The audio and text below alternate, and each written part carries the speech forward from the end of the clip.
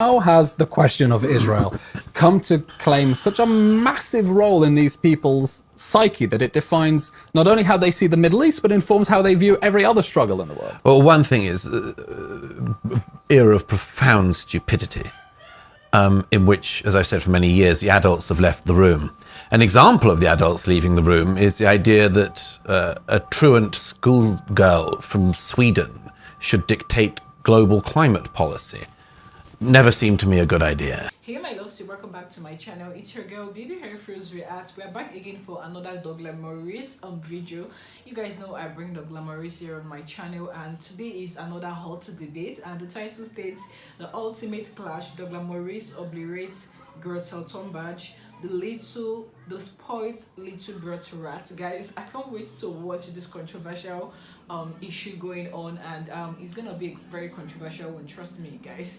So guys, I can't wait to watch this controversial debate, and I would love you guys comment down in the comment section below. We need to dissect this issue, right? So without further ado, without wasting much of our time, let's get right into this video. Seems to be some sort of episode happening in the West right now. The mass protest that we are seeing against Israel in favor of the Houthis, even as they fire at British targets and British ships. This total mobilization of parts of society against Israel that lead many people in Israel and around the Jewish world to see it as profoundly anti-Semitic, and which not just a question of anti-Israel. And that's because what many people see is that anti-Semitism has historically been a tool through which failing societies, or societies that seek to deflect from their own failures, then mobilize themselves around this total ideology of opposition to the Jews. And that's how we find that even within the protests around the world. We have a clip here from one of the climate protests that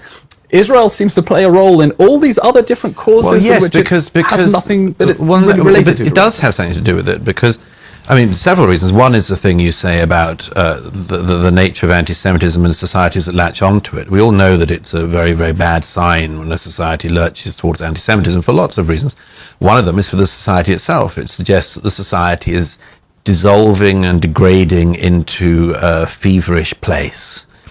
Vasily Grossman, one of my favorite writers, writes in The Middle of Life and Fate, his great epic of the 20th century, that on his 3 pages in the center of that 900-page masterpiece, he says, tell me what you accuse the Jews of, I'll tell you what you're guilty of.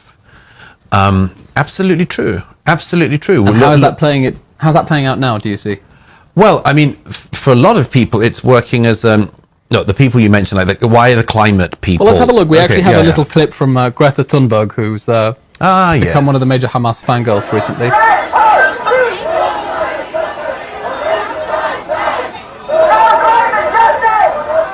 No climate justice on occupied land. No climate justice on occupied land.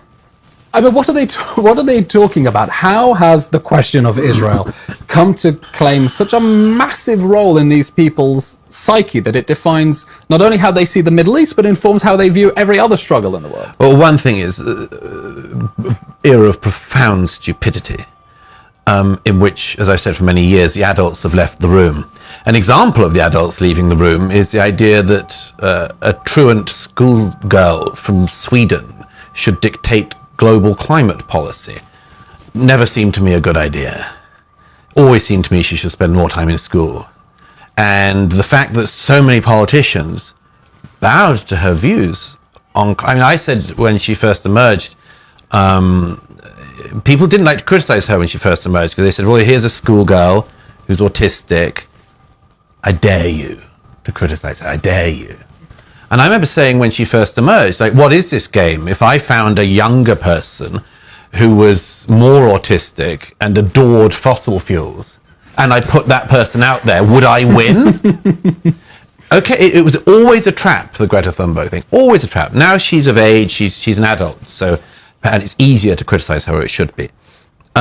It's always been a bad sign when things like that happen. And yet I feel that it goes deeper than it does, but saying the world has always been no, the world has always been stupid. Something is happening now. But a very specific thing. There are times, if you read an account of a time in the Middle Ages where a young girl with blazing eyes came from a neighboring village and told you all you were going to burn. Well, I mean, that's a strange sort of thing to happen. Well, here we are in the 21st century with exactly the same phenomenon. It's a very odd thing, this whole devolving of expertise, and what these people end up with. There's an analogy from Japanese culture, which is that if you're a warrior for a great leader in medieval Japan, and if your leader died, you would wander around the land looking for another person to affix your loyalty to. That's what these people are. They believe the earth is burning, climate emergency, Palestinian emergency, this emergency. They're desperately searching for things to attach themselves to. And there's another point on this, which is that these people are doing politics by just every issue. You can always tell somebody hasn't thought deeply about anything when they have completely predictable views on every single issue. If you'd have asked me 5 years ago, how do you think Greta Thunberg will end up on the Palestinian question, I'd have said, she'll end up exactly like that, because she'll get her politics a la carte. The fact that Israel has become this bugbear issue and part of the basket of what it means to be on the left, I understand. What I don't understand is the obsessive role that it seems to play within the Western imagination and among these people, and how it has become this organizing principle, if you will, of large parts of society. And I'm asking this because as I try as a spokesman to try to speak to foreign media and to try to influence public opinion, I'm simply at a loss to try to understand what this, psychotic moment is that seems to have overtaken such large parts of the Western world. Well, you can tell one thing by the manner of communication, and this is, if I can say so, quite an important point. That manner of communication betrays something very interesting. That isn't argument, is it? What they're doing? No. Right. What is it? It's very performative. It's performative. What else? It's performative. It seems impulsive, emotional. It seems to come from the gut. I would say it certainly doesn't come from the brain. It's a different form of communication from, for instance, the one we're having at the moment. We are involved in a dialogue right now, and that's what most people I know, certainly everyone I respect, is able to engage in. If I just sat here and said, ceasefire now, or whatever, just over and over again, you say, yeah, you said it once, I got it. Why do these people think if they keep bludgeoning people with their stupid, predictable, ill-informed opinions, that we're going to suddenly say, now I get it, we should have a ceasefire, or whatever it is? I think they're trying to apply political pressure, and if you put enough pressure and mobilize enough people, then that's how change is made. That's what they think. That's what they think, and they may be right. They may be right. They may be right that people can be influenced by that form of communication. I personally think it's the worst possible form of communication, because I don't think it is communication. It is a bludgeoning of people with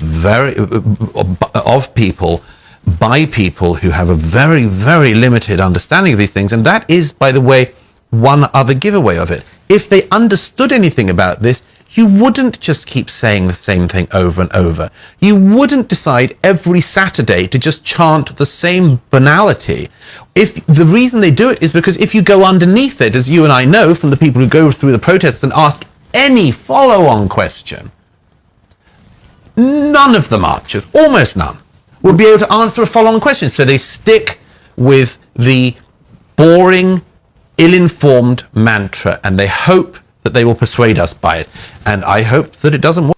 Okay, guys, no justice for preoccupied land. Of course, I think there are better ways this can be resolved rather than this bringing conflicts, protests and all that. We really need to come to terms and look for a way we can prefer solution. The protest isn't just a way forward. There are things that we need to put in place for this to stop. I mean, I am tired.